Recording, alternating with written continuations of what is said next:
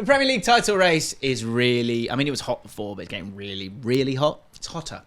Man City are really finding their form now. They look so good. Absolutely. I love this word. I've said it several times. Dismantling Liverpool their last game. Yeah. 2-0 defeat to Tottenham on the 5th of February was the last defeat for Man City. And I think, look, in our jobs, we're trying to sort of predict the future. We've seen this before with Man City, haven't we? They are starting to you can hear the sort of clicking of the gears as they're starting to get it going. The last 3 games in all competitions, Leipzig, Burnley, Liverpool, they've scored 17 goals. It's the scary Man City that we know and some love, some really are afraid of. And it's just, they're starting to find their groove now, aren't they?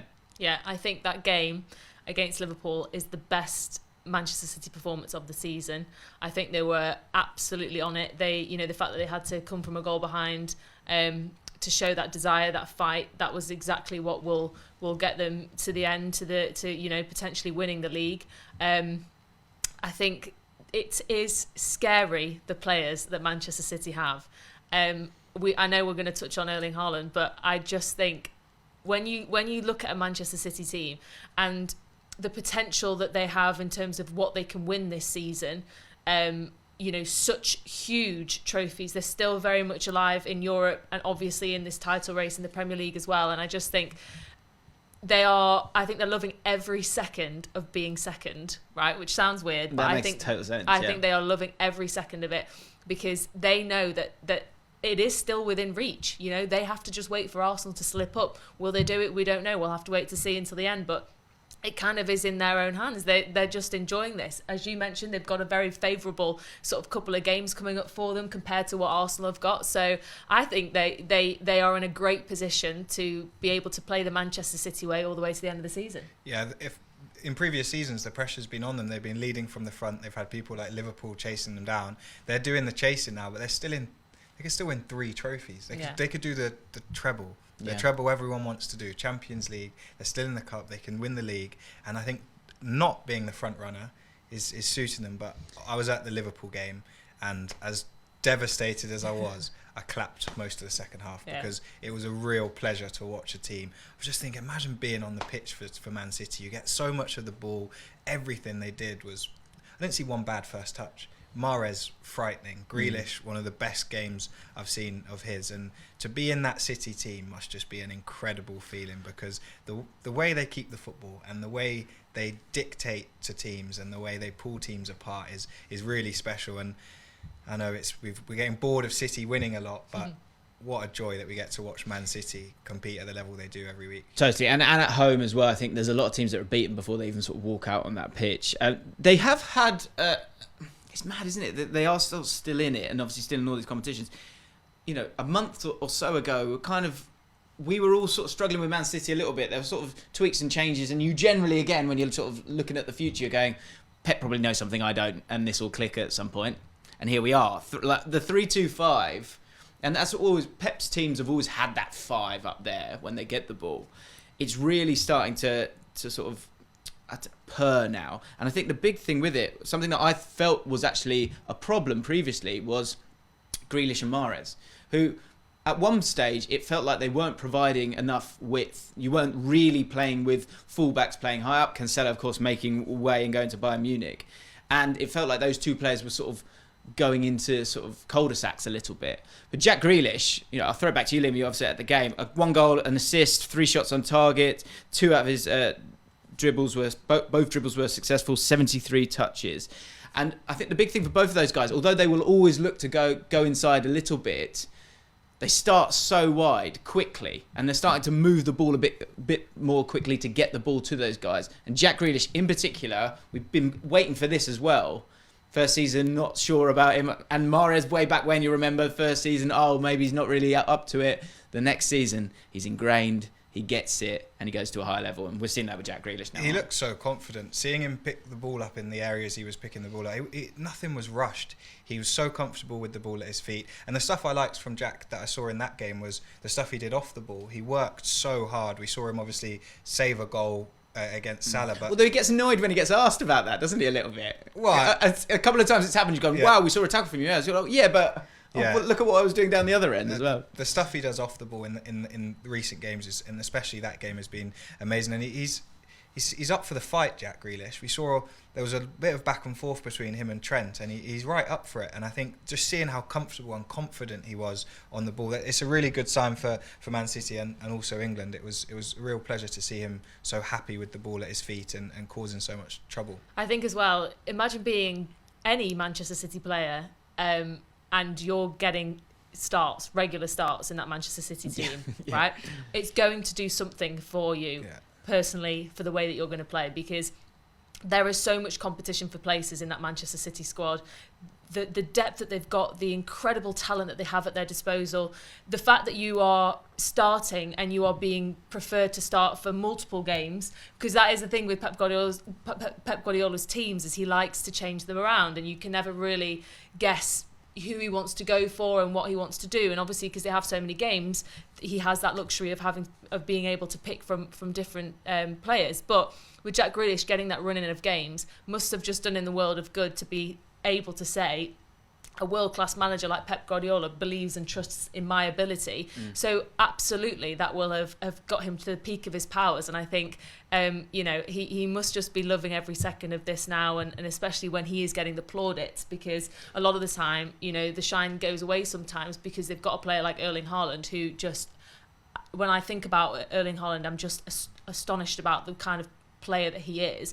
But I think because he does these amazing record-breaking things, some of the limelight sometimes gets taken away. So I think the fact that Jack Grealish got those plaudits for that game, and rightly so, he was very well deserved. Same with the likes of Mahrez. I think that would have really done them a lot of good. We're going to do something daring now. We're going to put forward two very nuanced questions that could get us a lot of heat on social media. Get involved in the comments as well. First one is, this is the top line one, which feel free to get angry. Are they better without Haaland? Now stay with me, because Julian Alvarez, that performance was without Erling Haaland in that side, which again kind of beggars belief when you've got a guy with that many goals. Julian Alvarez, 6 goals in 7 starts. He's also scored 6 goals from next year, 4.44. So the quality is there. Obviously, we saw how wonderful he was in the World Cup as well. He's also averaging 39.1 touches, whilst Haaland is averaging 24. So first of all, top line, because I think the second question is almost more interesting. First question. Are Man City better? Well, I'm sorry, I'm trying to get it out. Are Man City better without Haaland? Because that was one hell of a performance. No. Drop me out. Strong no. Is that a strong no from you as well? Yeah. What a player he is, though, Alvarez. And a really top player who could go and be the main man at pretty much any Premier League club. He's really, really good. But Haaland, the guy's a freak. Yeah. There's actually nothing anyone can ever say. No. Haaland. Okay, right. Shall we move on to question number 2? Nuanced question number 2. So, if they're not better, I get it. And because Haaland is output monster, right? Yeah. What about harder to play against? There's not a Premier League defender. There's not a defender in the world who's going to bed thinking, I think I'd rather defend against Haaland. Against Haaland tomorrow. But okay, to play devil's advocate though, are you, at least with Haaland, you kind of know what you're getting. You know you're going to struggle probably against that. And like when it comes to aerial duels, Alvarez 26.3% winning them, 47.1% success rate for Haaland. But you do know all roads lead to Haaland a little bit. Whereas with Man City, where you've got Alvarez, someone can sort of drop into those spaces and get on the ball a little bit. Why are you glazing over? You're getting is a nightmare. You're going to get bullied. You're going to get ran. You left foot, right foot, header. I don't know how any centre-half lines up and thinks, what do? You go tight, he rolls you. You try and bully him, he bullies you. You show him left, it's in the goal. You show him right, it's in the goal. Alvarez potentially comes and gets it more, shows up in the pockets and turns and maybe mixes it up slightly. And a great version of Man City that we've seen over the years has been playing with a forward when you look at the lineup, but actually they all drop into that sort of those half spaces as a 5 along it, and then you sort of bait players out, use that movement, use players like Gundogan, who I don't think gets the credit he deserves, and the late runs that he can provide as well. So it's different at least. But the bottom line is that can't stay away from Haaland. You can't leave him on the bench, because he's a monster, isn't he? Yeah, I think there would be outrage if there was a fully fit Erling Haaland and he was left on the bench and didn't play for no reason. I think, yes, you do get a different Manchester City when he's not playing, but the difference is there's more emphasis on other players to get goals rather than what there is on Erling Haaland. So yes, they will play those balls into Erling Haaland because they know that he can finish. That just comes natural to him. Why wouldn't you, when you know you have to get the goals, get someone that has been scoring an absolutely incredible amount of goals in a season? I honestly, when I speak about him, I'm just in awe. I cannot believe that we have the privilege to watch someone like him, who is still so young, in the Premier League. Imagine the heights that he's going to get to. Yeah. Who is ever going to try get to these? He's breaking records already. And it's just incredible to see. However, I do think with Manchester City, and we saw that against Liverpool, there is a more fluidity in the sense that all players have to be involved in the goals, and they have to be involved in trying to create those goals, and they did it brilliantly. And I think the good thing that came out of the fact that Erling Haaland wasn't playing in that Liverpool game was the fact that they're not reliant on him should they need to win. Yeah. They've got him at their disposal when he's fully fit, and of course you're going to start Erling Haaland. I don't think that is up for discussion, but I think it was important for Manchester City to know that they can still win games without him. I think Pien makes a good and probably slightly less emotional point than I did. I think basically, he's a freak. when you've got someone like that on the pitch, you've seen in teams that have their main cast list, as a player, you probably drop off a few percent because I can just give it to him, and everything does go through him. Whereas with Alvarez, it is on other people to go and create a bit of magic. When you've got an Erling Haaland, it's give him the ball, and the player's always going to go that way. So it's kind of a lazy argument, I think, to say that they're more fluid with Alvarez. I just think when you've got someone who can do that with the ball and score the goals at the ease that Haaland can, everything's going to go through. Exactly. You're kind of going the long way around, and look, he's right there. Final question. Who do you think will stay at Manchester City longer? Erling Haaland or Julian Alvarez? Because you could say there's a Gabriel Jesus vibe with someone like Alvarez, who's clearly a wonderful player. Will he get frustrated and want to make that move away? Will he be happy with it? I know Man City generally plays 60 games a season, so maybe he will be happy there. And Erling Haaland, it could be one where he might break all these records that he wants to do and want to make a move as well. If you had to sort of draw a line in the sand, which player do you think will have a longer career at Man City? I think Haaland will have a longer career because should they get the Champions League this season, I don't really see what other team he's going to go to where he's going to get a similar level of success that Manchester City are at in the Premier League at the moment. Obviously, things change all the time and teams will come in and out of form, but I think the fact that he's only just come to the Premier League and he's already done so well in just one season, I think he's going to be a long-term thing for Manchester City. Obviously, Erling Haaland will be, I think, a player like a Messi, a Cristiano Ronaldo. He's going to get to those levels, and we've seen those. A player like Messi stuck with Barcelona for such a long time, and he had such huge success. I always like to see a player staying at a club and having that relationship with the club, but it's modern day football now, isn't it? So everyone moves around and money talks as well. But I think Haaland will be there more than Alvarez, because I agree with you. Alvarez is such a strong player.